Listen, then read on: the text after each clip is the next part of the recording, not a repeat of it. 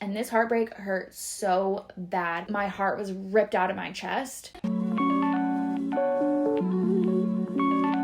Hey, what's up? I am in such a good mood right now. I need to calm down. I'm talking about something serious.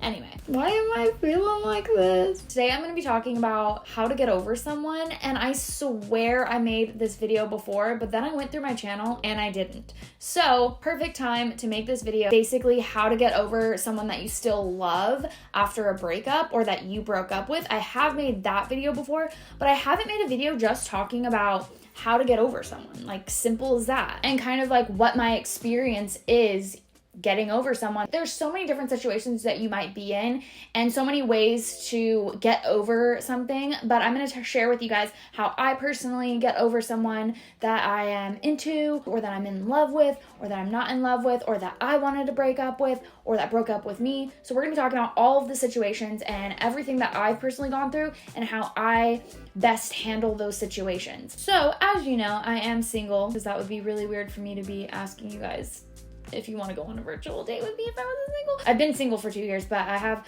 dated the past 2 years, and I've gotten to know a few different people. I guess you could say I like dated, but I was not in a committed relationship the past 2 years. I just said 2 years too many times. And each situation was kind of different. When I was in high school, I was not a tied down type of bitch. I've always kind of been this like free spirit where I want to do my own thing. I don't want someone controlling me. And that's kind of always been this running theme throughout my relationships, is I get to this point where I'm like, I don't want this person to like always have to know where I'm at, and if I don't respond to them, they're gonna freaking flip out on me. I definitely need to find a partner that is more similar to how I am, because I don't question where my partner is all the time, and or like what they're doing, or have to know all these things. So I think I would prefer someone of the same kind of nature. So obviously it's been kind of hard and difficult to find somebody like that, especially because people sometimes think that, oh yeah, I'm so chill, I'm so like, eh. I'm not saying this is the right way to be. I'm just saying for me personally, I think I need somebody that's like that. So it has been interesting kind of finding somebody that I think would be a good fit for me. And throughout the years, I've gone through so many different relationships or dating ships, courtships, and a lot of the times I end up heartbroken or they end up heartbroken, and the hardest part is figuring out how to get back on your feet afterwards. I'll definitely go through a few different stories, but I think generally what I like to do is the best way to get over someone is to get under someone new. I'm just kidding. I'm totally joking. I'm actually joking about that. Or am I? No, I'm joking. I am. Yeah, I am joking about that, but I'm kind of not. I'm kind of serious. I think that getting back into the dating scene is a great thing. Maybe not getting under somebody, but getting back into the dating scene after you have gone through a breakup. Not right away. Sometimes you need some healing. Definitely trying to put yourself back out there is a good way to get the ball rolling, and you'll be able to start seeing that there are other people out there that might be a better fit for you. Even if the people you end up meeting are just not the ones, it's just so good to get back out there. I would start with that. Another kind of common thing for me that works for me is muting them on social media. Not every single time I just like hate them and want to like unfollow them. Actually, that's never happened, I don't think. So I never unfollow the person. If you want to, do that. For me, I just end up muting their stories or posts or both. That just helps me not have them in my mind all the time. When you're seeing their pictures all the time, you're seeing their stories all the time, you get in your head about it, you get sad, you wonder what they're doing, and then it kind of just creates a spiral of always checking up on them again when you're supposed to be getting over them. Out of sight, out of mind. Another thing I like to do is kind of just sulk in my sadness. I think that's like more of the beginning stages of it. I like to just be freaking sad, complain to my best friend, complain to my sister,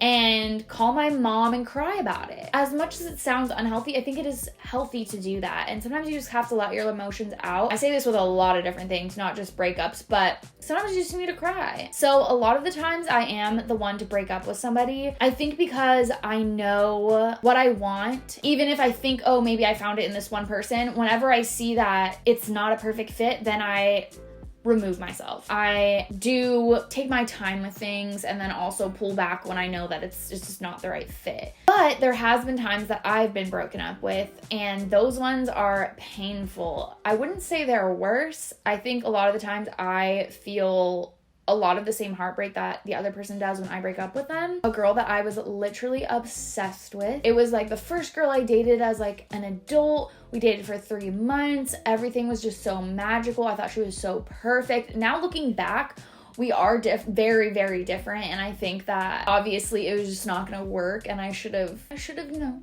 taken it a little easier and realized that it wasn't gonna work anyways. So the heartbreak wouldn't have hurt as bad. But in the moment, I thought like we were a perfect match. And this heartbreak hurt so bad. I remember calling my dad. I remember complaining to my best friend and being so bummed about it, so sad. I felt like my heart was ripped out of my chest. I honestly didn't get over this for like, I guess, a year. Even to this day, I still say, oh, she's the one that got away. Obviously, I'm kind of more joking about it. Am I? Okay, no, I am. But I definitely say, oh, she's the one that got away, because I still think about it. I'm like, what if? What if this? What if that? That's not the healthiest way to go about breakups. You definitely want to not be thinking of what if. It didn't happen. It's not gonna happen. And if it does happen, then it happens. But you shouldn't be sitting there sulking and waiting for something to come back. That saying that's like, if you love someone, let them go and they'll come back or something like that. No. If you love someone, yes, let them go if they want to go. It's not healthy to try and keep someone around that doesn't want you. Don't try to make something happen. Don't try to make fetch happen. It's not gonna happen. If someone doesn't want you and they tell you that, trying to keep them and dragging this out longer is gonna make the heartbreak even worse when you get to it, because it's eventually gonna happen. Something that a lot of people do when they go through breakups is ask like, what did I do wrong? Or like ask how it could have been different, or what happened. It's like you need this reassurance, but really I feel like it's like a pull. It's like a cry for like, please, like, talk to me. It's not healthy. That causes even more heartache, because then you have to hear why they don't like you. A lot of times they're gonna be like, oh no, it's not you, it's just, you know, it's me. And you don't want to hear that either. Oh, okay, I can tell you about this story about a girl that I dated from October to like January. I was dating this girl. Not this past one, but the one before. This girl's really cool, really awesome, got along with my sister. We all hung out so much. Really fun energy to be around. That relationship, I'm just gonna call it a relationship even though we weren't like in a committed relationship. I felt like she was not in the same path that I was. For that reason, I ended up ending things, and it felt like she ended things even though I did. And so I definitely went through like the same things that anyone would have if they were getting broken up with, because the only reason why I ended it was because I felt like she was on a different path. Like she was not as into it as I was, and I didn't want to be putting my all into something that I didn't feel was being returned. That relationship did kind of end a little bit rocky, and I don't know if I unfollowed her. I don't think I unfollowed her, but it definitely was a little bit rocky, and I ended up muting her stories, muting her posts. And later down the line, I think a few months ago, I ended up unmuting her and reaching out and just saying like, hey, hope we could be friends. Like I definitely needed my time to move on past it, but I'm open to being friends now. And she was like, yeah, I'm down. So we're cool now. I think it was like 6 to 8 months where I just needed time away from her. And I think that's a really key factor when you're trying to get over someone, is time away from the person that you're trying to get over. And just kind of limiting how much conversation you have with them. Because I know sometimes you do still want to be in contact with that person, or maybe you work with them and there has to be some sort of contact.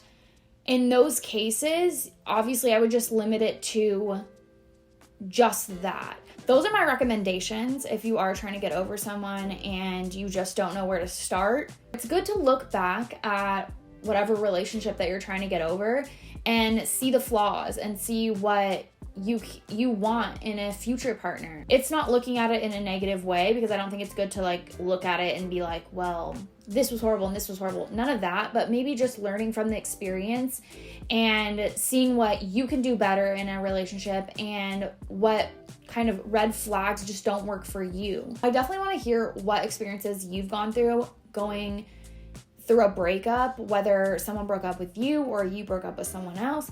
I want to hear all your stories, so leave them in the comments down below. Other than that, I'll see you guys in this video right here. Bye.